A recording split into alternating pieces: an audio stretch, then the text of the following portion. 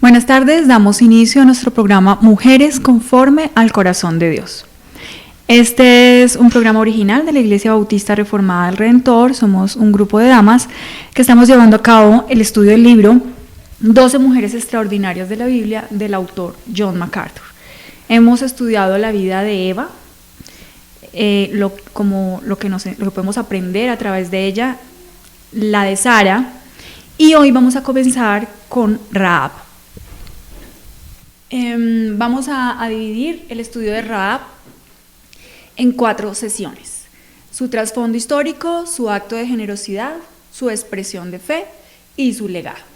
Hoy vamos a analizar su trasfondo histórico.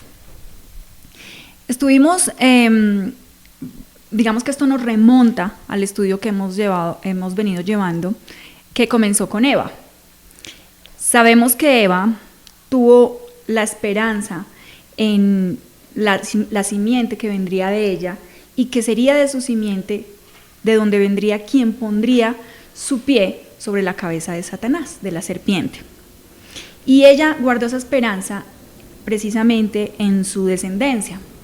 Primero pensó que sería Caín, y después le nace Set. Después ella pensaba que era Abel, y cuando Caín lo mata, pues ella sabe que no era de ninguno de ellos y espera a la simiente de reemplazo, nos explicaba el autor, que es como quizás ella comprendió que era a través de donde venía esa esperanza, pues de vencer todo eso el daño que había causado Satanás, la serpiente. Y vemos cómo de Eva nace Set, y de Set nace Enós, y de Enós viene toda una descendencia piadosa.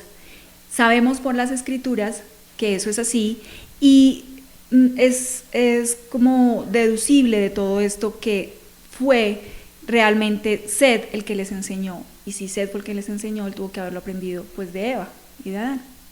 Entonces de ahí viene toda como esa simiente que se va construyendo la genealogía de Cristo. Viene después Noé es descendiente precisamente de Set, y después de Noé viene Abraham, también descendiente de Noé. Noé, vimos en Génesis 9:1, se nos dice que Dios bendice a Noé y a su familia. Una vez ya había estado todo el diluvio, se había sido consumida toda la tierra en agua, y ya estaban ellos en tierra cuando fueron benditos por el Señor, él y su familia. Y él les da un mandato claro, donde les dice que fructificad y multiplicaos y llenad toda la tierra.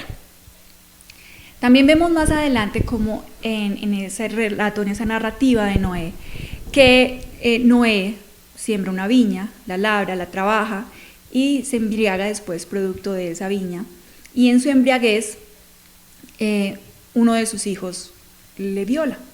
Vamos con esa cita, Génesis 9 del 18 al 26.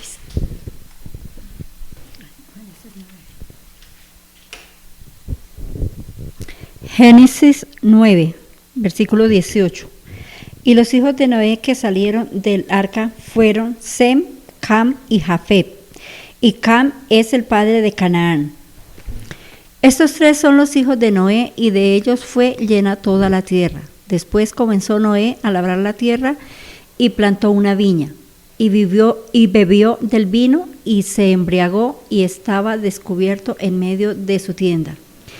Y Cam, padre de Canaán, vio la desnudez de su padre, y lo dijo a sus 2 hermanos que estaban afuera. Entonces Sem y Jafet tomaron la ropa y la pusieron sobre sus propios hombros, y andando hacia atrás cubrieron la desnudez de su padre. Teniendo vueltos sus rostros hacia sí, no vieron la desnudez de su padre.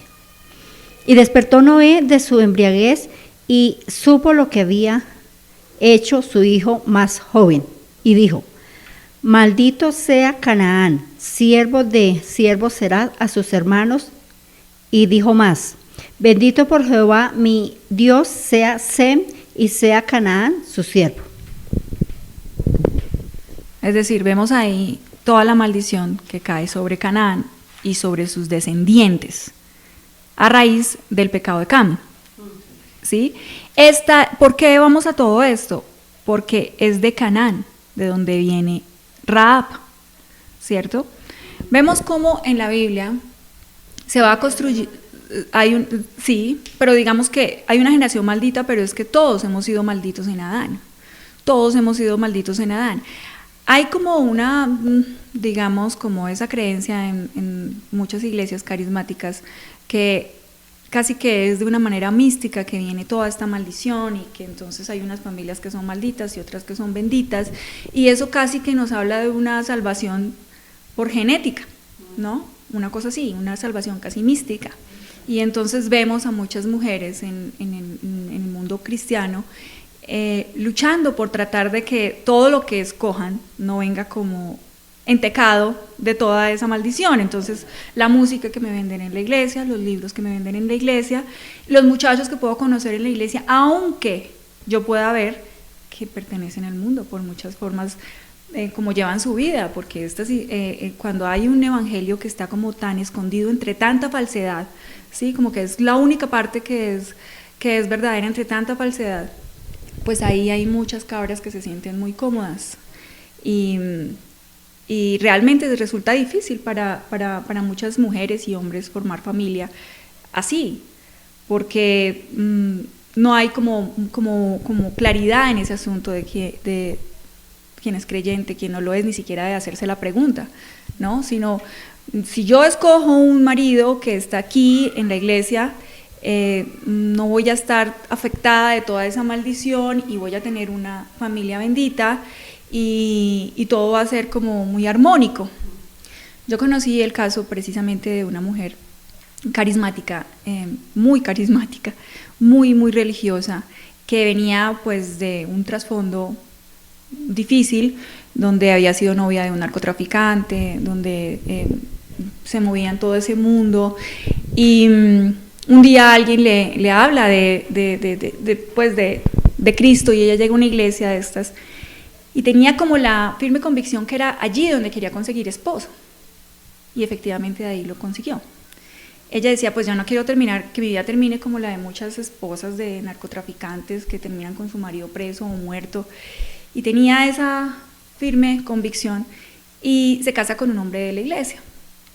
Y la ironía que yo encuentro en toda esa historia es que después de muchos años este hombre termina preso por un delito trabajando con una empresa del Estado. Y como que veo toda esa ironía de tanta mentira, de tanto engaño en la apostasía, cómo mujeres terminan con sus vidas destrozadas. Y es mucho como creyendo en este tema de que hay una generación maldita y unos que son benditos, pero es una cosa que viene casi que por genética, y entonces si yo me caso dentro de la iglesia todo va a salir bien, y nada más lejos de la realidad. Porque si bien es cierto que aquí hubo una maldición sobre Canaán, la verdad es que todos hemos sido malditos en Adán. Todos hemos sido malditos en Adán por el pecado de Adán, todos hemos nacido muertos espiritualmente, y hay una realidad en nuestras vidas que no podemos cumplir la ley, no podemos agradar a Dios, no podemos ser justos por nuestras propias obras y necesitamos un Salvador, un rescate. Pero también es cierto que a través de toda esta historia de redención vamos viendo cómo el Señor nos enseña muchas cosas a través de esto, como a través de los pueblos de Canaán, que efectivamente representaban el pecado. Más allá, lejos de estarnos enseñando que es un tema de genealogía, no, porque precisamente hacia allá vamos, y de dónde viene Rahab. Sí, es un tema del pecado y lo que el Señor quería mostrar como un maestro, realmente enseñar de una manera didáctica, digámoslo así, todo ese tema del pecado y lo que representaban. De ahí todo lo que viene sobre el pueblo de Canaán. Entonces ya vimos de dónde viene la maldición de Canaán y de todos esos pueblos que después Dios les da la expresa voluntad de que debían exterminarlos. Vamos con Deuteronomio 20, el 17. Deuteronomio 20, 17 dice: sino que los destruirás por completo, a los hititas, amorreos, cananeos, fereceos, heveos, jebuseos, tal como el Señor tu Dios te ha mandado. Sí, para que no se enseñen. Ya confirmo. ¿Es el 20? 17, seguramente es el 18. Lo busco acá.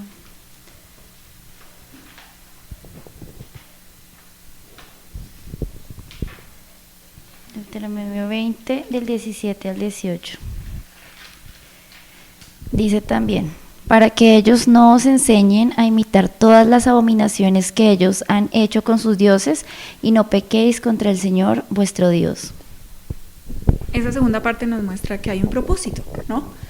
El propósito, lejos de decir es que esa es una generación maldita y punto, es que representaban el pecado. Ellos vivían en el pecado, ellos estaban completamente lejos de Dios y debían estar lejos del pueblo de Israel y todo lo que Dios quería enseñarle al pueblo de Israel. Es decir, debían estar lejos, era evitar que les enseñaran todas sus abominaciones.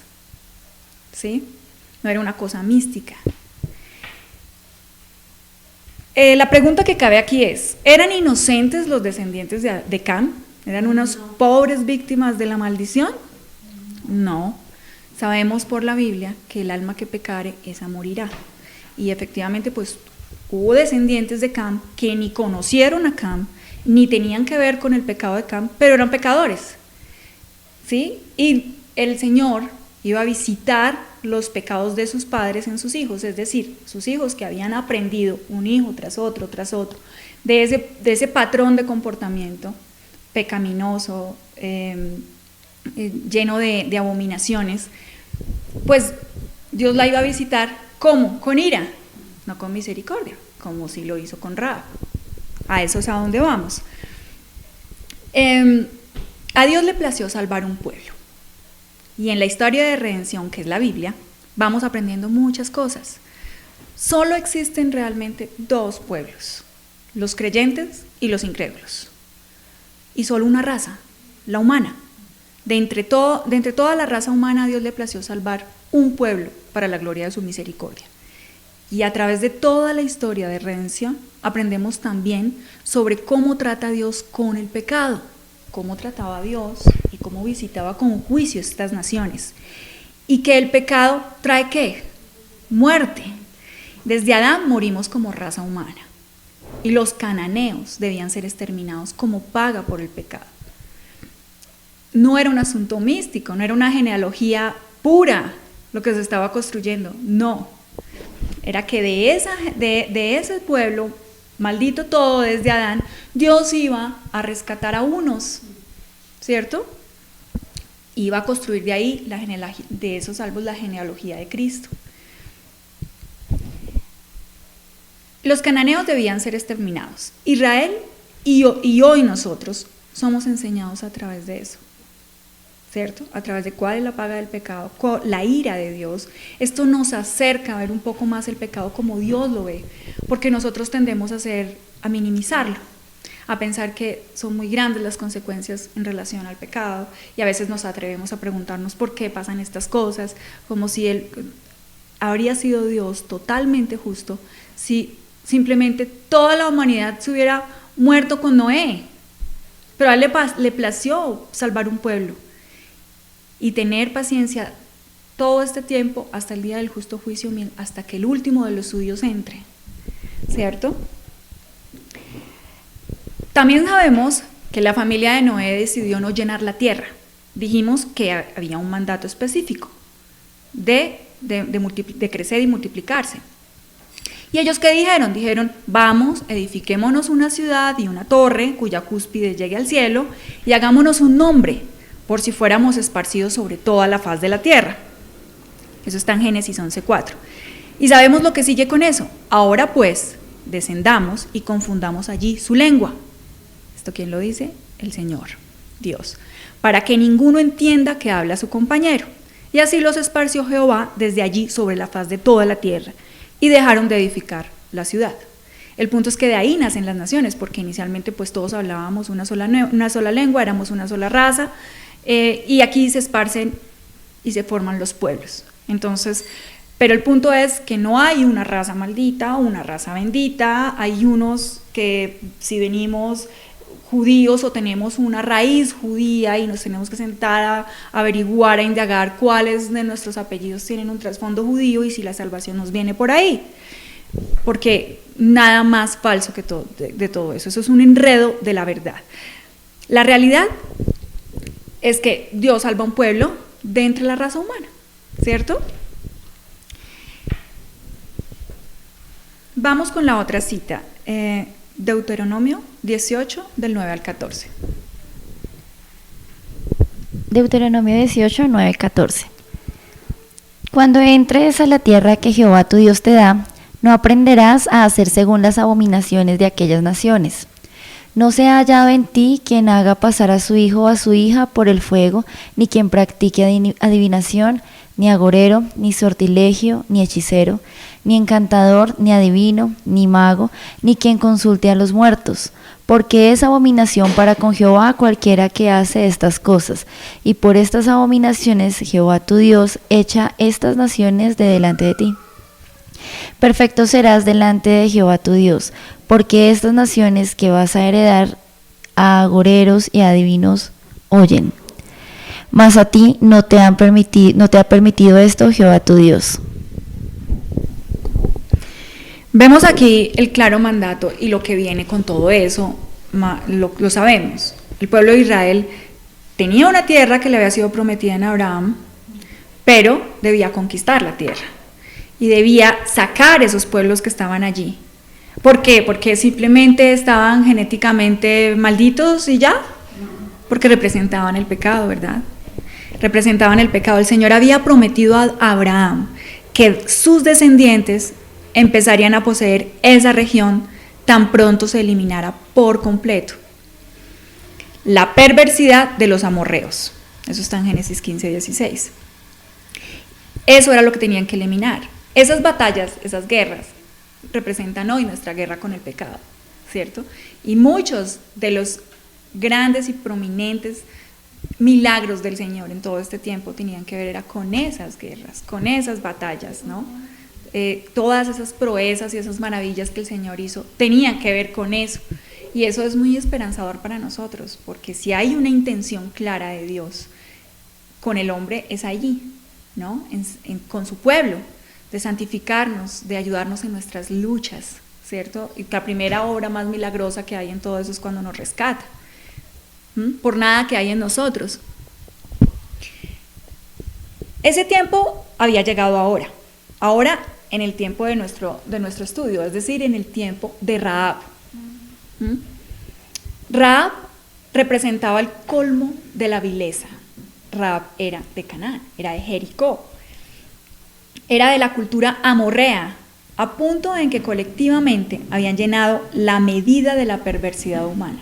O sea, Jericó era tremendamente hostil, pecadora, practicaban abominaciones, y toda la vida de Rahab había estado dedicada a la búsqueda profana de la satisfacción carnal. Rahab era una prostituta. Su subsistencia dependía por completo del mal. Estaba esclavizada por la más diabólica forma de pasión. Sabemos de Rahab, por las escrituras, que ella estaba dedicada de forma fanática a todo lo que Dios odiaba. La cultura misma estaba al borde del juicio, la cultura de Jericó, y sobre ellos había un juicio. Se había beneficiado personalmente con el mal que impregnaba toda esta sociedad, porque ella se había vuelto una mujer rica, precisamente trabajando como prostituta. ¿Por qué no tendría que recibir Rahab una recompensa por su propio pecado? Como todos. Haber estado en el mismísimo sótano de la jerarquía moral de una cultura gentil que era tan absolutamente degenerada. Es difícil imaginar una candidata menos digna que Rahab para ser salva, para los propósitos divinos, para el honor divino de estar en Hebreos 11, ¿cierto? Sin embargo, donde se le identifica como la ramera Rahab, es especialmente destacado su nombre por la grandeza de su fe. Y es allí donde está lo extraordinario de Rahab, y por eso la estamos estudiando. Mateo 1 también aparece en la genealogía de Cristo. ¿No es más extraordinario todavía? Hace parte de la genealogía de Cristo. Y vemos cómo, siendo ella una mujer del pueblo amorreo, de Jericó, de los cananeos, entre los que quienes tenían que exterminar, pueblos que representaban el pecado y contra quienes tenían que enfrentar la guerra los israelitas. Y sin embargo, de ahí escogió Dios una mujer, una ramera. Porque esto no es un tema, y lo repetimos una vez más, no es un tema genético, no es un tema de nuestra genealogía, ¿no? Ni qué tan pura es nuestra raza o algo así. El trasfondo histórico de Rahab es bien fuerte. Este es el escenario histórico en el que se desarrolla la vida de Rahab. Moisés había muerto. Moisés tampoco conoce la tierra prometida, él la puede ver desde lejos, ¿no? Y Spurgeon, en uno de sus sermones sobre Rahab, resalta que ella hace obediencia a algo tan pequeño, como vamos a ver más adelante, como poner un hilo rojo, ¿cierto?, en su ventana, como señal de que ella estaba ahí para que la rescataran. Y en cambio, Moisés no pudo atender a un llamado como era el de golpear la piedra una sola vez, ¿no? La golpeó 3 veces con fuerza. Y aunque no lo podamos entender, Moisés no vio la tierra por eso. Él resalta ahí una obra de ella después de ser salva, donde desarrolla toda una prueba de su fe que después vamos a analizar. La generación de israelitas que había salido de Egipto también era como más o menos 1 millón de personas, dice el Éxodo. Debido a su terquedad y persistente incredulidad, ninguno de más de 20 años podía entrar a la tierra prometida. Y recordemos cómo se da todo esto. Hubo 2 excepciones, Josué y Caleb. Vamos a Números 14:30.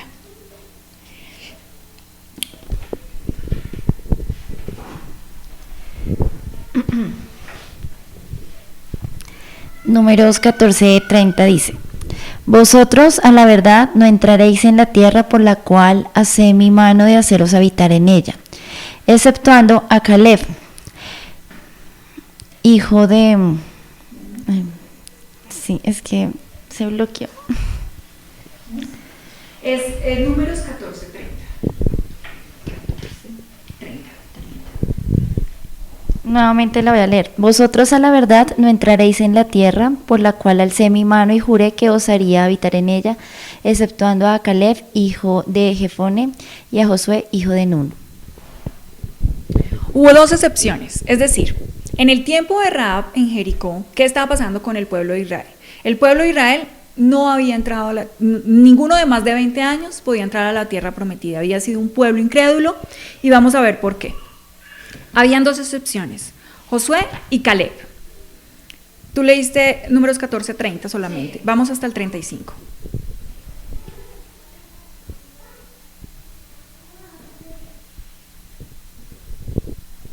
Dice: Pero a vuestros niños, de los cuales dijisteis que serían por presa, yo los introduciré, y ellos conocerán la tierra que vosotros desperdiciasteis.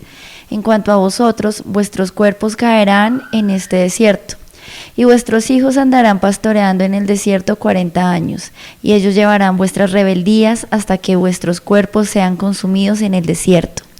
Conforme al número de los días, de los 40 días en que reconocisteis la tierra, llevaréis vuestras iniquidades 40 años, 1 año por cada día, y conoceréis mi castigo. Yo Jehová he hablado, así haré a toda esta multitud perversa que se ha juntado contra mí. En este desierto serán consumidos, y ahí morirán. Ok, eso fue la razón. Ahí es cuando Dios les declara que no entrarían a la tierra.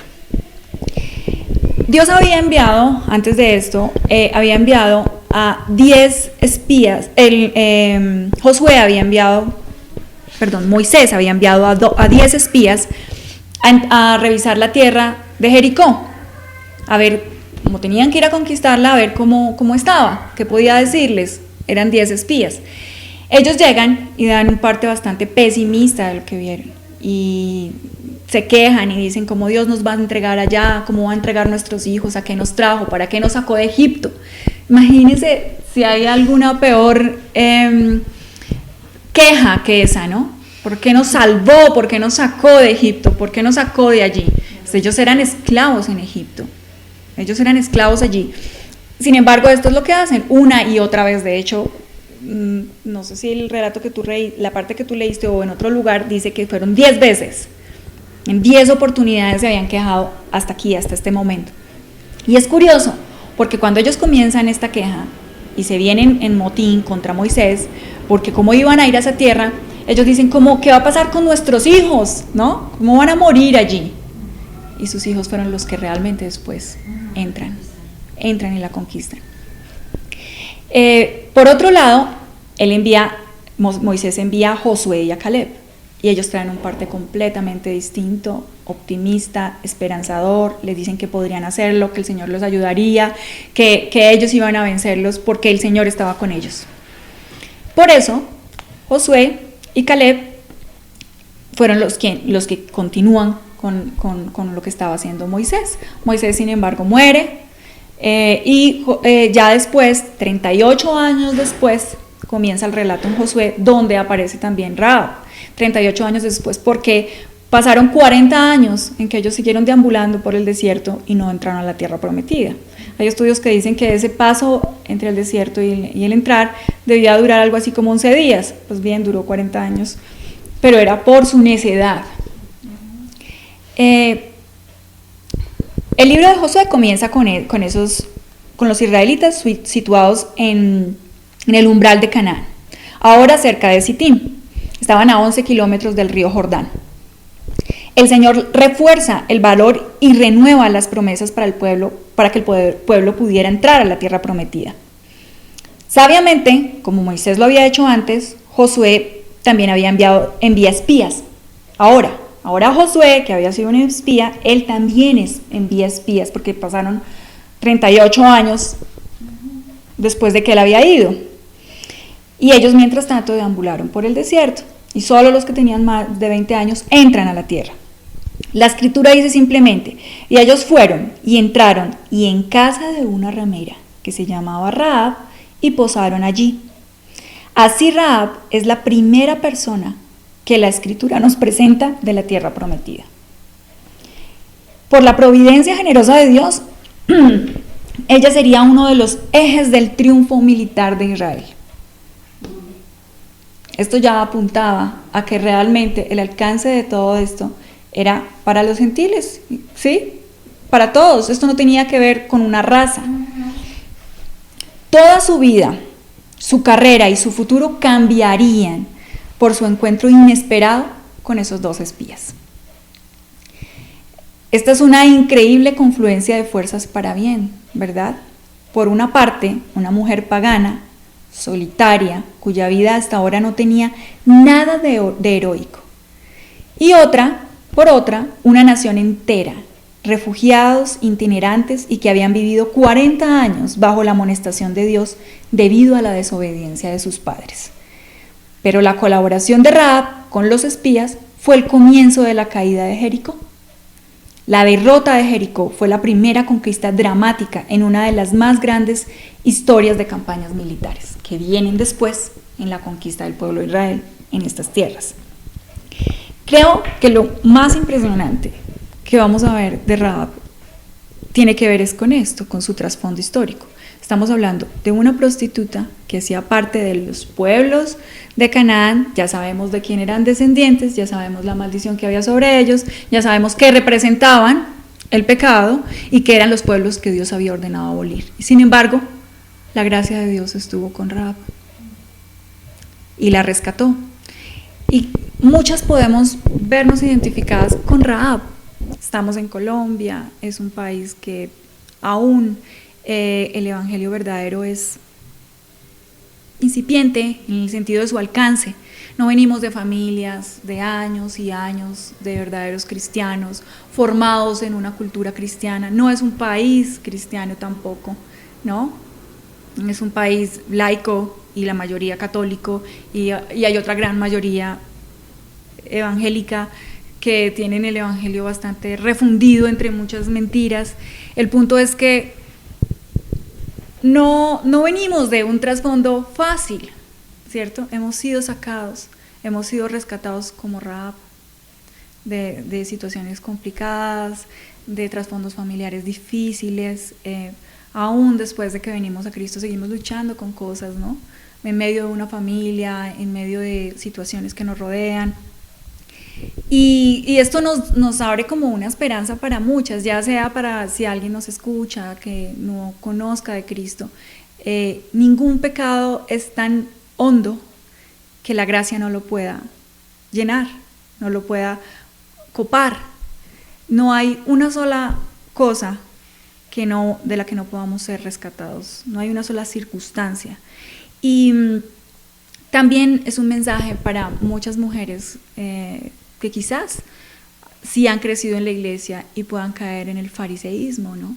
En el fariseísmo de vivir aprendiendo doctrinas, y creo que eso es una realidad muchas veces detrás de una enseñanza, de una doctrina. Lo último que se busca es como que salgamos y digamos aprendimos esta doctrina nueva, sino aprendimos a través de esta doctrina a ver más sobre nuestro pecado, a ver más de dónde nos sacó el Señor, a ver más nuestra realidad, que sin su gracia seguiríamos siendo como Rahab lo era antes. No había nada en nosotros que realmente pudiera traer a Dios a nosotros. Y lejos de ahí ve uno mucha gente que aprende simplemente una doctrina, ¿no? Y se vuelven fríos y, no sé, llenos de mucha letra, pero letra muerta, ¿no? Letra muerta en el sentido que no nos hace crecer en el camino de la piedad realmente, sino es como si nos hiciera simplemente más sabios. Y este es un llamado entonces para ambas partes. Es una esperanza para todos los que no venimos de un trasfondo de muchos años de cristianismo, porque bueno, en mi caso mi papá es cristiano, pero se convirtió a los 60 años. Es decir, no vengo de un hogar cristiano, no vengo de todo esa. ¿Qué es un hogar cristiano? ¿Un hogar de hijos cristianos? No, un hogar cristiano es un hogar de enseñanzas bíblicas, de límites bíblicos, de reglas, eso es un hogar cristiano, ¿no? La salvación es de Cristo únicamente. Dios tiene hijos, no nietos. Todos tenemos que venir a Cristo, todos, así tengamos de quinta generación de creyentes. El punto es que el no haber nacido en un hogar con esto, pues quizás sí deja muchas marcas en nuestras vidas, ¿no? Pero esto es muy esperanzador para cualquiera que pueda identificarse con Rahab. Y también es un mensaje para muchas mujeres que habrán crecido en una iglesia y puedan tener un corazón endurecido por quizás creerse muy buenas o venir de trasfondos mejores. Hay unas preguntas que me parecen que es buena que nos hagamos. Una, ¿continúas pensando que si no fuera porque la gracia de Dios te ha preservado, estarías en el mismo lugar que Rahab? Esa es una buena pregunta para hacernos. Otra pregunta es, ¿vives consciente de tu necesidad desesperada de Cristo? ¿Continúas viviendo como una persona quebrantada? Eso nos puede acercar un poco a tener esa humildad y ese quebrantamiento que quizás experimentamos cuando estábamos recién nacidas y que a veces podemos dejarnos enfriar y perder. Es por esto que quizás el público más difícil de Cristo fueron los fariseos, y fue su audiencia más compleja, fueron los que lo llevaron a la muerte. En cambio, siempre se le veía con prostitutas o adúlteras, el ladrón que estaba con él en la cruz, ¿no? Cuando hay una realidad que hace público tu pecado, no es que te haga más propenso a ser salvo, pero sí hay una realidad que eres sensible al Evangelio, y que cuando vienes al Evangelio ya no tienes que tratar, ya después de ese trasfondo, como el de la adúltera, como la mujer del pozo, como el ladrón en la cruz, como todos que eran tan evidentes, no había ese afán por tapar algo que ya era una realidad. Quizás cuando se ha venido a Cristo y sus únicos pecados, como los de los fariseos, han sido la envidia, el orgullo, el egoísmo, ¿cierto? El desear el mal, el desear lo que tiene el otro. Eso pareciera que fuera poco, pero porque los demás no lo ven. Pero en el fondo, pues el Señor, que es quien en últimas tiene que verlo, pues sí lo ve con toda claridad. El punto es que cuando se viene a Cristo como teniendo solamente esos pecados, entonces como que se trata de llevar una vida que oculta un poco esa, que somos como Rahab, que cualquier situación que hayamos tenido, pues nos pone en el mismo plano que Rahab, que aprendamos a vernos en ella y a verla a ella en nosotros.